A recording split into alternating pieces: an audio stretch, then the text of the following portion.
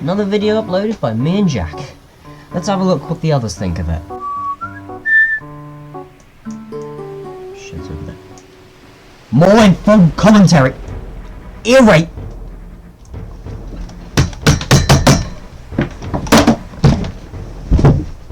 God is upon us! I failed.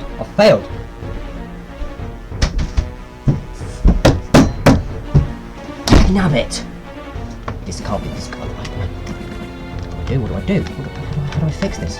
How do I fix this? What do I do? How do I go? I need to please him. How do I please? Oh, that sounds wrong actually. I need to please God. How do I please God? What does one do? What does one do? Yes. Communism. Efficiency.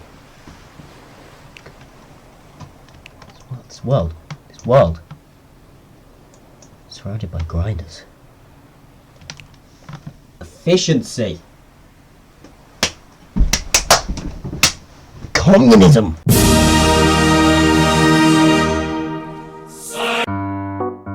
Alright, where is the sea gone? Alright, that looks nice. Here we go, this looks nice. 160,000 credits. Ooh, might get it in rusty red. I like that.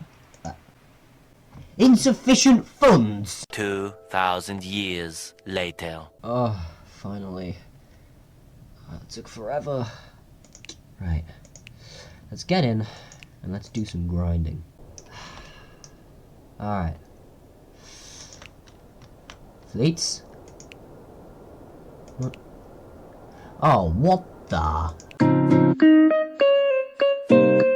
There's two benefits to being in a grind fleet. One for PvP, because no one in your fleet can harm you, meaning you get rid of all those stupid Visby classes trying to grind their PvP kill count, and you also get money. But how? The money you'll make off fleets is dependent on the number of ships you own. Here you can see I've got 85%, which is plenty. I believe the maximum you can get is 15%. This means that you'll get 15% of the profit that people make out of their routes. Plus, of course, all that you make on your top. And all you need to do is press a singular button, just like here. And there you go, you've become a good, successful grinder. Or have you?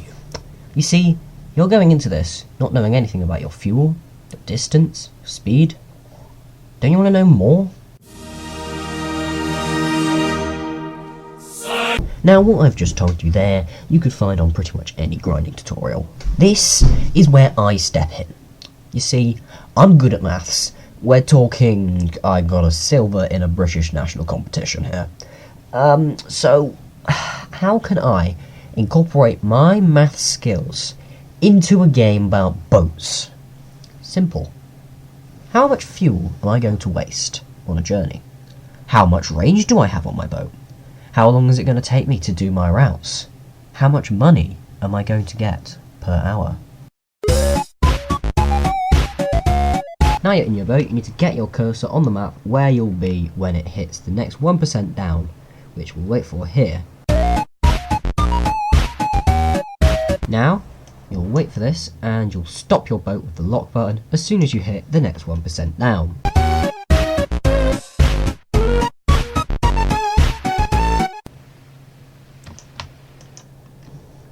Now your boat has stopped, and you can see that it's taken me 0.37 miles to take 1% fuel. Now, considering the fact that what you've just got here is 1%, you want to times that value by 100 to get how much range you've got. For example, this has 37 nautical miles. Make sure that you don't steer or slow down while doing this, or otherwise it will throw off your bearings and as such make it inaccurate. Here, of course, it will vary from ship to ship, so make sure that you do your own boat accordingly. Pretending this is where I spawn, I'm going to put my marker just outside Bornham. Now I see I've got 4.23 nautical miles to go. Now the simple calculation for this is that distance is speed over time. So to calculate the time, we're going to have to do the distance divided by the speed. Now luckily I know that my incat goes 45 knots, so that would make this calculation 4.23 divided by 45.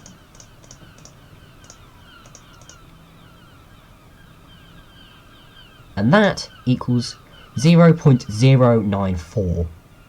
Or does it? You see, if you take a ship 15 knots and go 1 nautical mile, it will take you 3 minutes.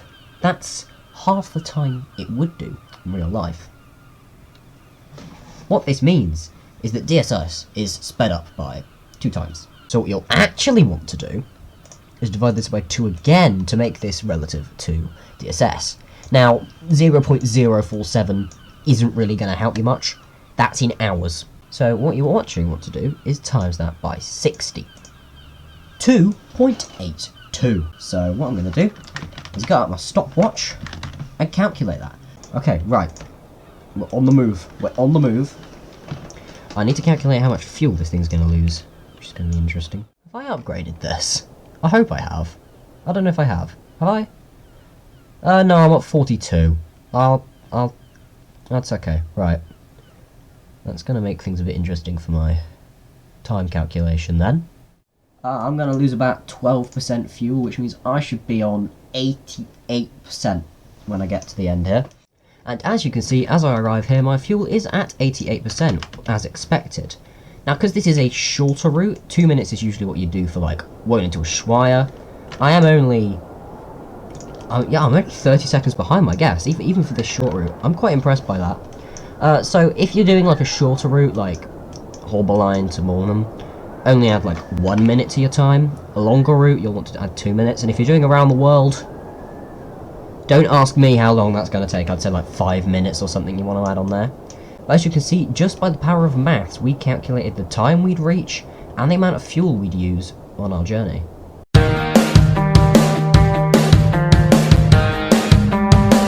Let's say you're trying to cross the shallows. You've got 4.54 nautical miles if you go that way, and 3.56 if you go straight up. Now what's the difference between these two for if you're to do a 90-degree angle in order to get to that 4.54? Now, you'll have to use Pythagoras' theorem, where you'll learn that a squared plus b squared is equal to c squared. Or, within our example, a squared plus 3.56 is 4.54. Now, we need to find out what a equals, so we'll have to substitute the orders around. C squared minus b squared is equal to a squared.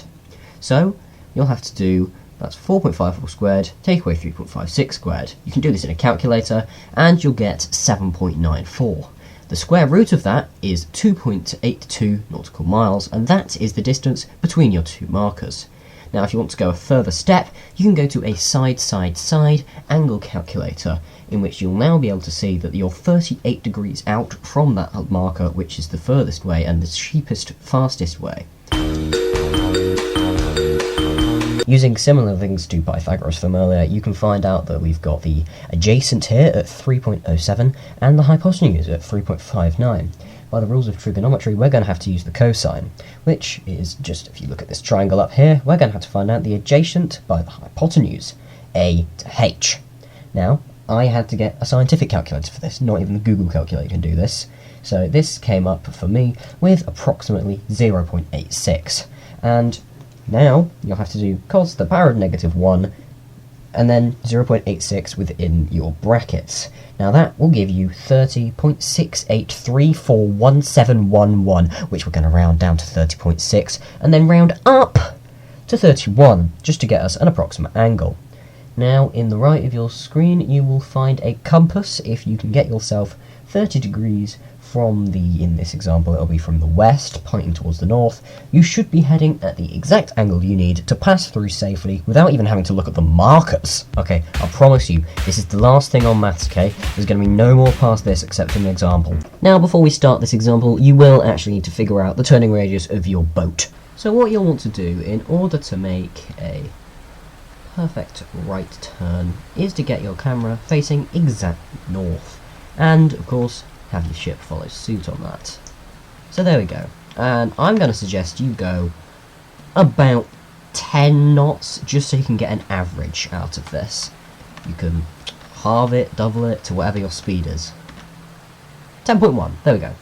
And what I'm going to do is put a marker just a tiny bit ahead of me. Now once your front hits this, you're going to want to be facing south as this happens, and you're going to turn your ship so it's facing south. Either direction will work. And do not change your speed, and do not let off the steering until you are exactly facing south. That's when you're going to lock your ship completely.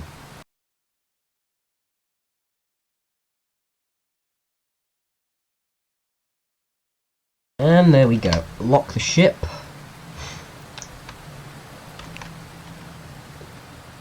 And it has taken 0.28 nautical miles in order to get that. So that is the radius of our circle. I'm now going to take it over to random edits of my drawings for you. Thank you, Josh. Now I'm going to go back to our problem from before, which I don't know why I'm using an Ace class in this image. It would be a G2 trying to get to the container, or any container ship. But in this problem, we're trying to cover this 0.1 nautical mile space in order to get into the container. Now, by the forces of pi and the circumference of a circle, you'll find that what you need to do here is pi diameter in order to get the circumference of the circle that you would be trying to turn around. Now, we're only trying to turn half of that, so what we've actually got is pi diameter over 2, in which here the diameter is the 0.1, and in which you'll find that the circumference divided by 2 is 0.16. So you're going to have to turn 0.16 nautical miles in order to make this gap. Similarly here, you'll see that at 10 knots, it took us 0.44 nautical miles in order to make our 180 degree turn. Now, you can see by that if we've got to turn 0.16, we'll have to slow down to about 4 nautical miles an hour. Knots is the word that I should be using there, sorry, in order to pass through there without having to crash into anything. Okay, I'm going to start turning.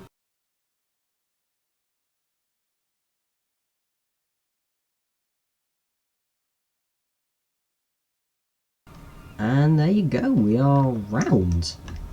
I wasn't actually expecting that to work so well. I did have to let off a tiny bit because otherwise I would have gone in too early. Of course, 4 knots was an estimate. Oh, have I have just crashed into the top of that. Great. Okay. Alright, so I have done all the calculations, and it's going to be an 18-minute journey, hopefully. If I'm right in saying, by the calculation of this, it should be 18 minutes to get from here to the entrance of Ushuaia. Disclaimer for you, my editing software can only take 8 times the speed before it doesn't allow me to go any further. If you want, I can upload this full journey separately for those who don't trust this to be as long as stated at the end, but if not, enjoy watching the rest, I guess. If I'm right in saying from what I remember from the last time I did an Ace class grind, which was about a month ago, it's like 67% when you arrive. Coming in now, and we are very close though to the estimated time, and that is mostly what matters. Got about 20 seconds to get there. Gonna stop the boat and stop the timer as soon as we get there and see how close we were to 18 minutes.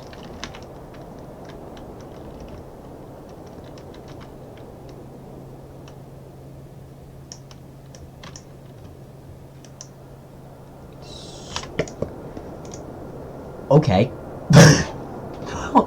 Wow. I wasn't expecting to be that close, like within 7 milliseconds. Okay. Okay. I guess 18 minutes was a good calculation then. We've made it with 67% fuel, as I said 67 as well. Now the question, I've proven my point, I've proven that it works through those tests. Is it worth it? Is it worth going through all this? If you're on a time frame, or if you're trying to save money, yes, it's very much worth it.